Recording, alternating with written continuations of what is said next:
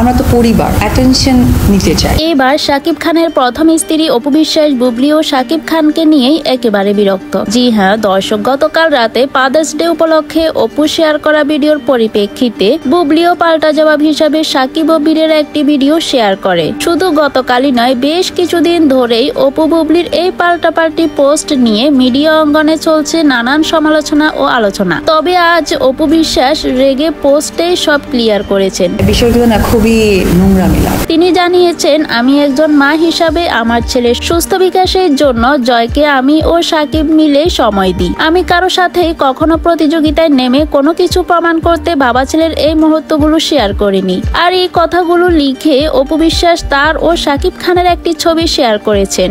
আর এরপর অনেকেই বলছে অপু শেষমেশ বুবলির সে ছবিরও জবাব দিয়েই দিল, যেখানে বুবলি ও শাকিব খান একসাথে ছিলেন। আবার কেউ কেউ বলছেন এবার দেখার বিষয় বুবলি কি করে। অন্যদিকে অপুর ভক্তরা চাচ্ছে শাকিব আর অপু আবারও এক হয়ে যাক। তো দর্শক, আপনারা কি চান শাকিব ও অপু বিশ্বাস একসঙ্গে সংসার করুক? অবশ্যই শাকিব খানকে ভালোবেসে থাকলে কমেন্ট করে জানাবেন।